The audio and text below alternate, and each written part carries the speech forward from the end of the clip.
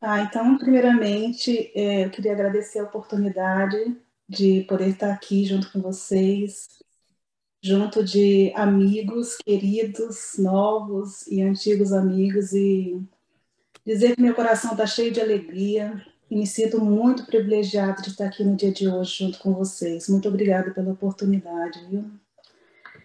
Eu vou colocar aqui para a gente, então, o PowerPoint da palestra de hoje.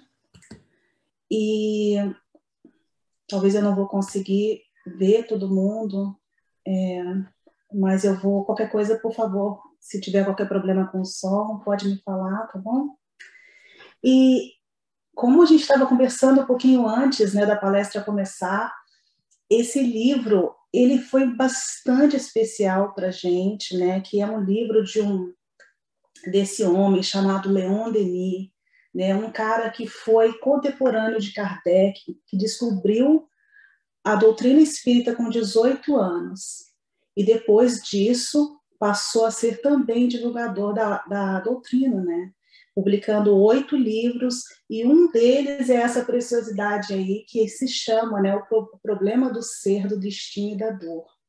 E hoje a gente vai focar, porque esse livro ele é assim, maravilhoso, e Leon Denis, ele era filósofo, ele tem uma forma poética de falar, que assim, a gente não é nem um livro que a gente consegue ler bem em um mês, porque cada parágrafo, cada capítulo é tão cheio de informação e é escrito de uma forma assim tão poética, tão maravilhosa, que a gente vai assim, né, tendo que parar para absorver cada pedacinho desse livro, e fica aí até o convite para quem quiser, tiver mais interesse depois de ler, é um livro muito bom. E assim, né, ele começa de uma forma toda sistemática, né, falando praticamente, né, dos problemas da nossa vida e como que a gente tem dificuldade, né, dentro da nossa simplicidade, como a gente ainda tem muita dificuldade de entender as coisas mais simples da vida, né? Quem dirá as coisas mais complicadas. E uma das coisas que fica assim meio que presente no livro é o quê? Ele fala que a incongruência que a gente tem entre o que a gente pensa, o que a gente faz e o que a gente sente, né? E isso causa na gente muitas situações difíceis e também a dor, né? Esse capítulo 24, especificamente, ele fala muito sobre o pensamento, né? E eu vou começar até falando um pouquinho, antes da gente seguir aqui com os slides, um pouquinho sobre o que é o pensamento, de que pensamento a gente está falando, né? Se a gente começar pela o que está escrito no dicionário, né? O pensamento é o ato de pensar, de tomar consciência, de refletir, de meditar, faculdade de conceber, de combinar, de comparar ideias, inteligência, o ato particular da mente, o resultado deste ato, a reflexão, é o modo de pensar, é uma opinião, é um ponto de vista, é o ato de meditar, de fantasiar, é a faculdade mental, é o intelecto, a ideia, a mente, o espírito. Isso aqui é tudo, todas as definições de pensamento do dicionário. Frase que traz consigo um ensinamento moral, uma sentença. Ação de representar mentalmente alguma coisa, uma ideia. É um sentimento de cuidado, de zelo e de preocupação. É a reunião das ideias ou dos conceitos que vigoram ou fazem parte de uma determinada época, povo ou etnia. Olha só, dentro da nossa visão, o tanto de significado que a gente acha para a palavra pensamento. Só a gente aqui dentro, né, do que a gente tem de conhecimento. Quando a gente começa a ver as outras obras, né, vamos colocar André Luiz, né, praticamente todos os livros espíritas, não só livros espíritas, várias pessoas da humanidade têm colocado para a gente de diferentes formas a importância desse pensamento, a importância do domínio do nosso pensamento e como que esse pensamento pode mudar o nosso entorno, né? A gente vê aqui desde muito tempo, né? A gente escuta aquela frase mente são, corpo são, né? E aí a gente vê outras pessoas falando também, né? A gente vê na Bíblia várias passagens, né?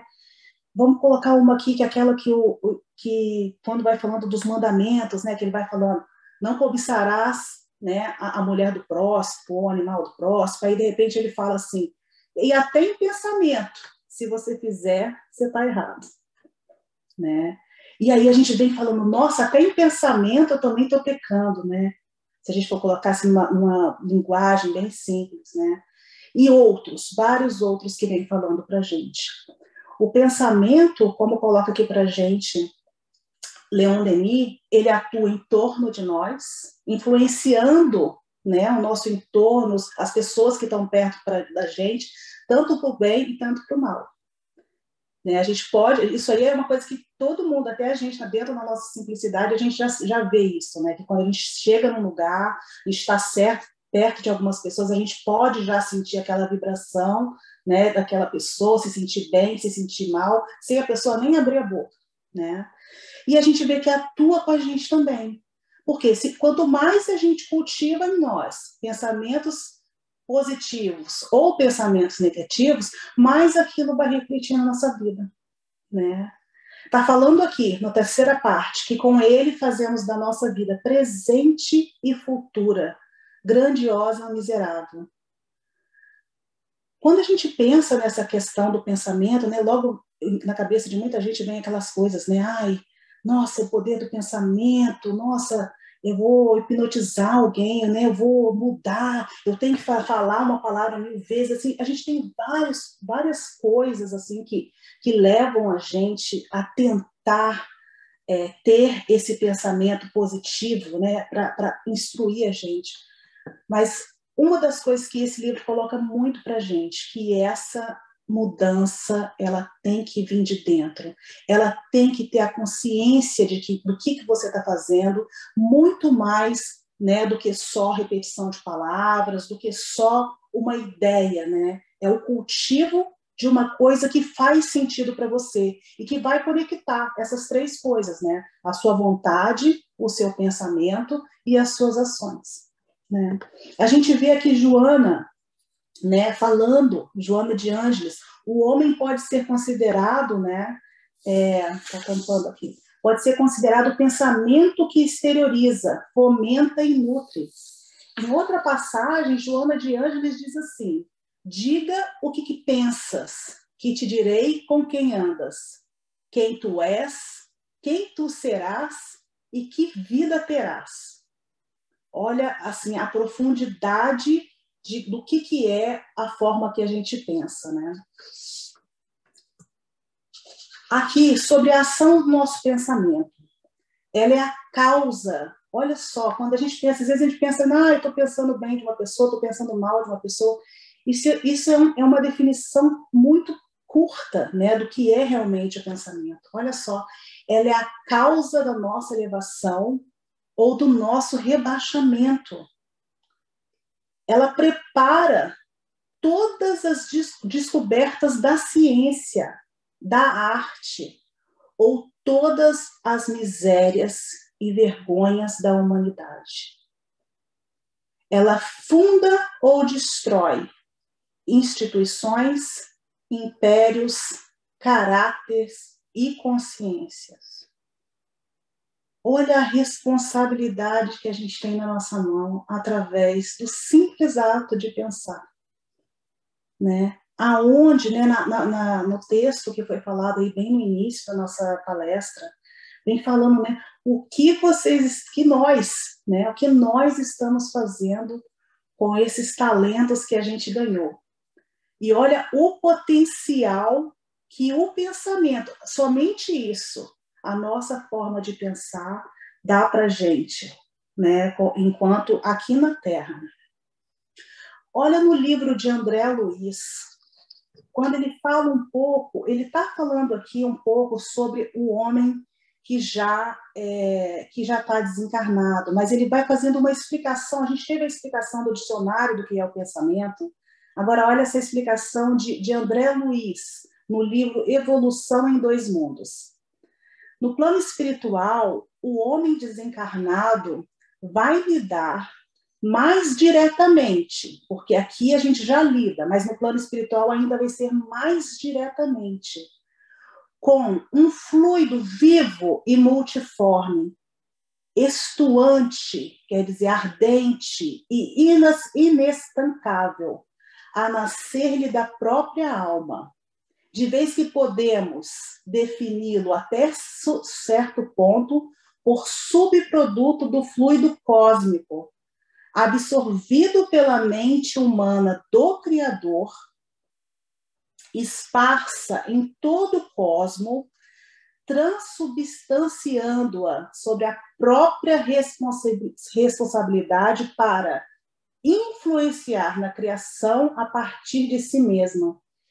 Esse fluido é o seu próprio pensamento contínuo, gerando potenciais energéticos com que não havia sonhado. Isso aqui, basicamente, se a gente trocar um pouco essas palavras, a gente vai ver que André Luiz está falando assim: pensamento é praticamente esse fluido cósmico que vem de Deus e que vai passar dentro desse filtro aqui, que é o nosso cérebro, e dali vai sair o que a gente estiver pensando. Mas ele vem de Deus. E ele vem com todo esse potencial que a gente tem de fazer o que a gente quiser dele. Olha só a profundidade dessas palavras aqui que falam o seguinte. Olha, há no homem qualquer coisa que escape a todo constrangimento e pela qual ele goze de uma liberdade absoluta, né? Que a gente fala de livre-arbítrio, mas o livre-arbítrio eu acho que não é, eu acho que tem várias coisas, tem vários pensamentos. Mas aqui na pergunta 833 do Livro dos Espíritos está falando isso. Há no homem qualquer coisa que escape a todo constrangimento e pela qual ele goze de uma liberdade absoluta? A resposta é pelo pensamento. Através do pensamento, a gente tem a sensação do que é liberdade absoluta. A gente não tem freio. E aqui a gente pode fazer o que a gente quiser. Né? E olha aqui o instrumento que a gente tem de mudar as coisas. Esse simples instrumento que a gente está usando como se fosse o nosso próprio ar. A gente não se dá conta da importância da disciplina desse pensamento e o potencial que ele tem. Né? Olha o poder de liberdade que a gente tem através dos nossos pensamentos. E aí a gente chega nisso aqui. Funda ou destrói tudo. Porque através do pensamento a gente vai fazer, né? Os nossos sentimentos, as nossas ações, a gente vai plasmar em torno da gente uma realidade. E aí a gente vai fundar isso aí. Agora você imagina, né? Uma população, né? Um planeta, todo mundo pensando mais ou menos da mesma forma, qual é o potencial de fazer coisas boas e coisas más que a gente tem, simplesmente pelo nosso ato de pensar.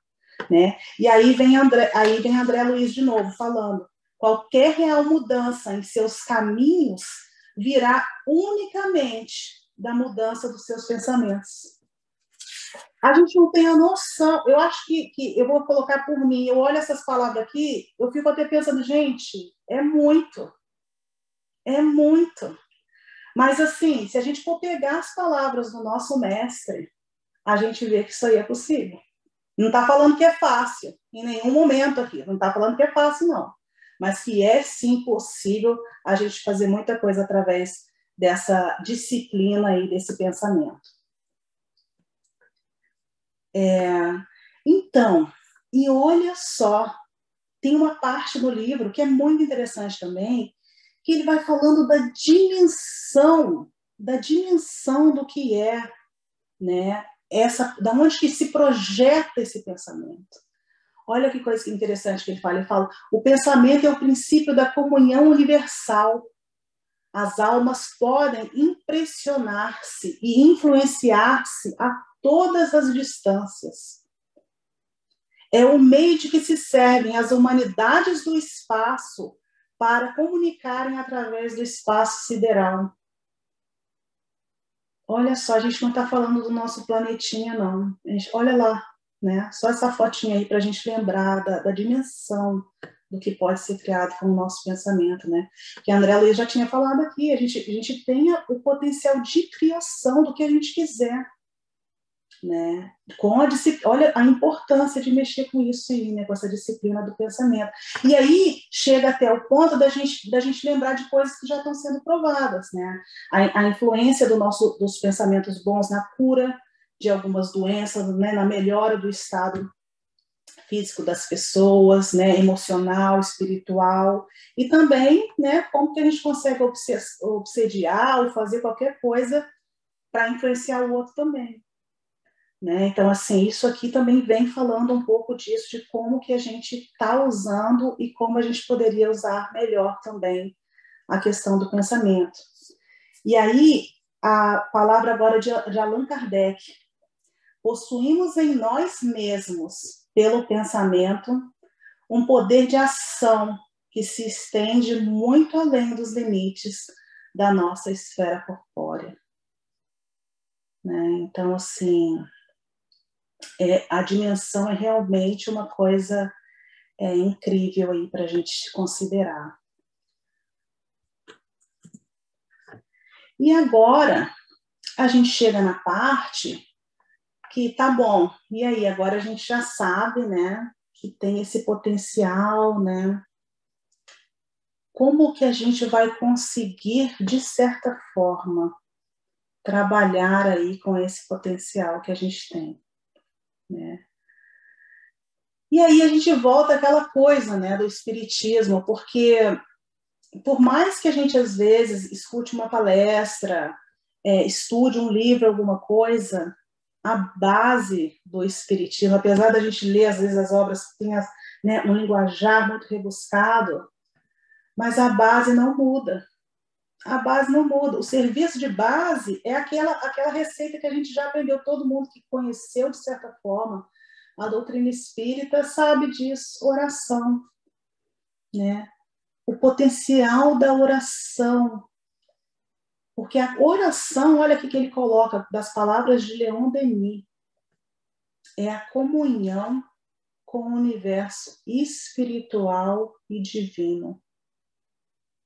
Olha só, como que a oração, como às vezes a gente faz, né, não entende essa dimensão da oração. Aqui vem falando também sobre a oração, outra palavra falando, né, também da Bíblia, falando aquele pedaço, né? Primeiro, a criatura tenta alcançar o Criador através do pensamento e sente paz, né? Quando a gente tem essa conexão, tem essa ligação, quando a gente se conecta através do nosso pensamento com o instrumento da oração, a gente automaticamente sente essa paz, que a gente está se conectando com a nossa essência. E aí volta até mesmo para aquela passagem onde Jesus fala, né? Vinde a mim todos os que estão cansados e oprimidos, eu vos aliviarei, porque o meu jugo é suave e o meu fardo é leve, né?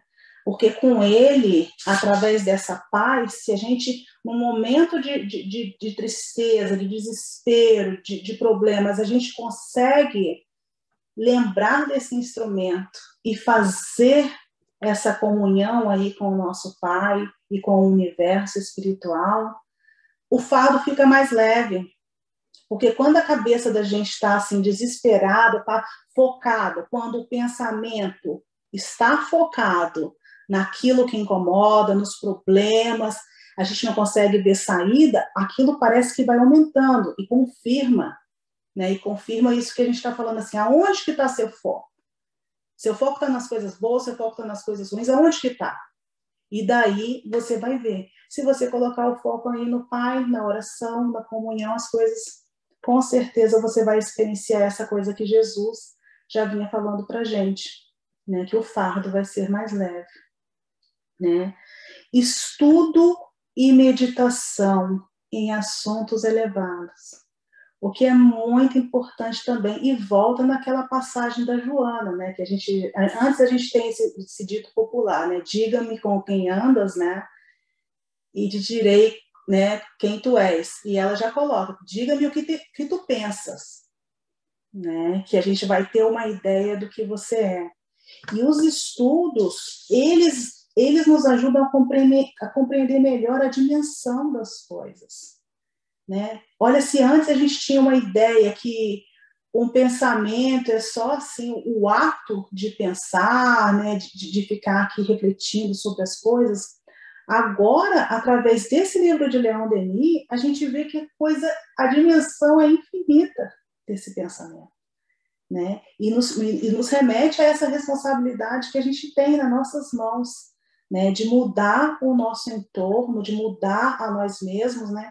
E o que entra também na questão da reforma do caráter, que a gente, né, já está começando a abordar aqui. E nessa parte de estudo, de meditação, de assuntos elevados, a gente vê, né, algumas passagens também que trazem para a gente essa questão de estar com o pensamento conectado ao Pai. Quando a gente vê a palavra de Jesus que fala, né, eu e meu Pai somos um, conexão de pensamento. A tradução, eu e meu Pai somos um, conexão do pensamento, né? A gente tem o exemplo também de Paulo, né, de Paulo, que quando ele fala isso, né, já não sou eu mais que vive, né, Cristo vive em mim. Isso também pode ser, de certa forma, traduzido da comunhão que ele está de pensamento, né? Ele fala, a vida que agora vivo no corpo, vivo pela fé no Filho de Deus. Né? Olha quantas pessoas que já passaram aí por esse mundo.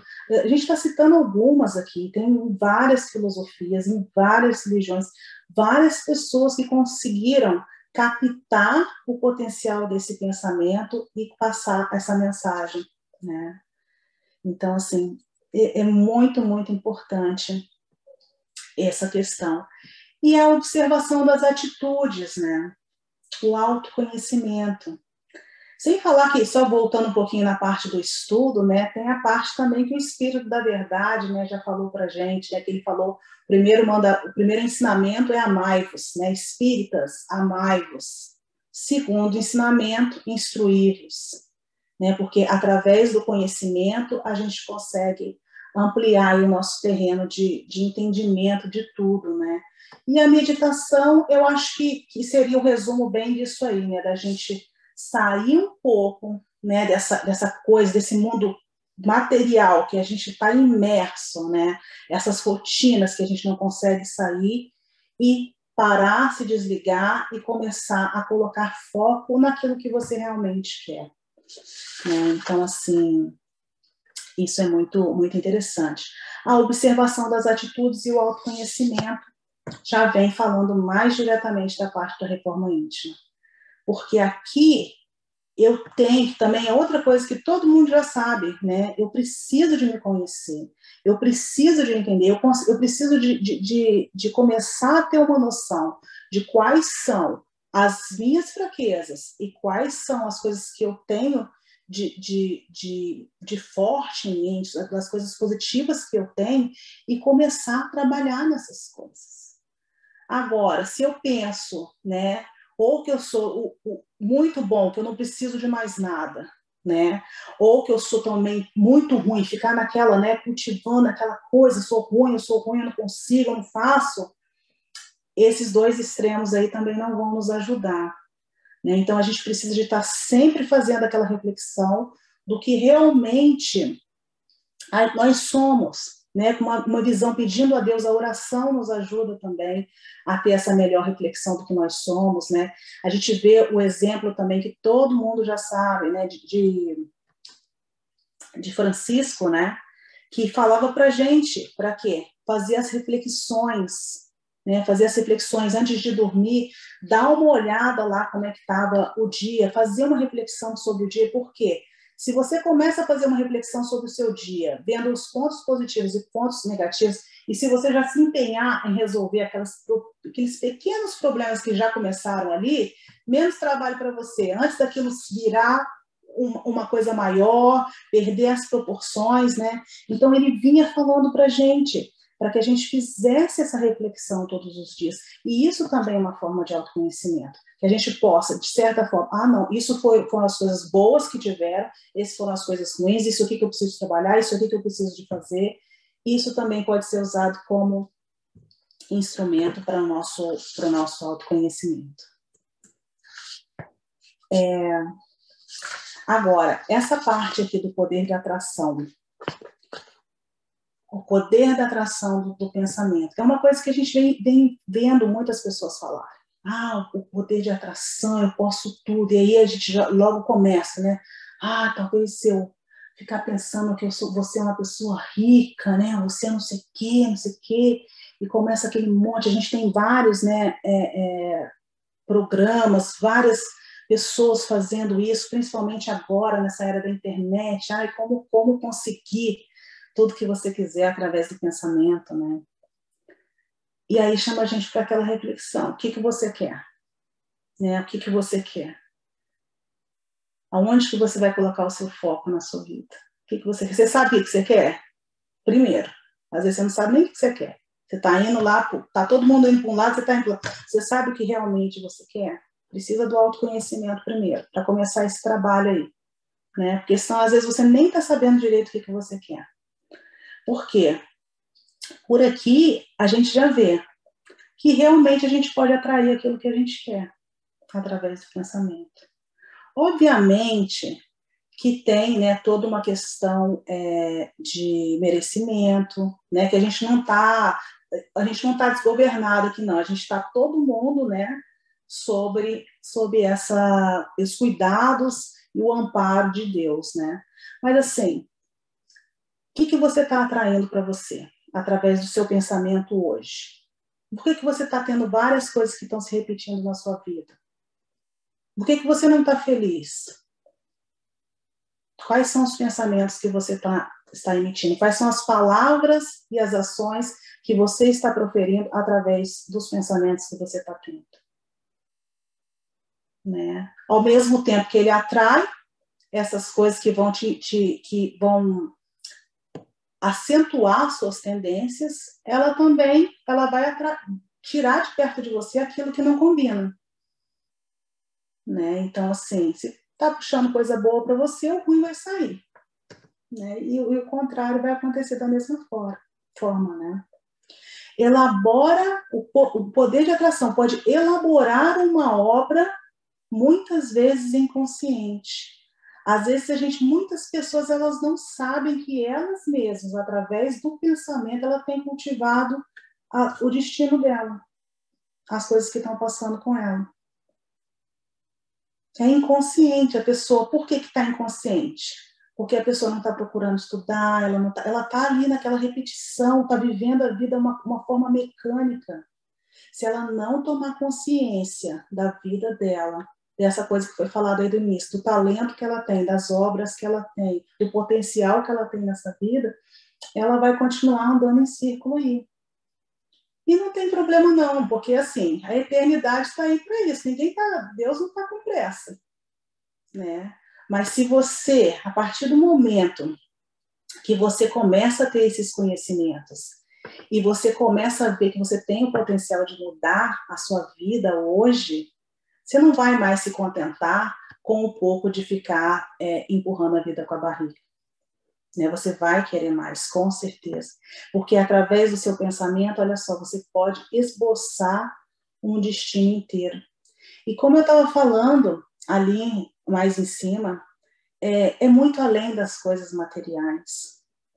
É muito além. E o autor, ele coloca muito isso pra gente.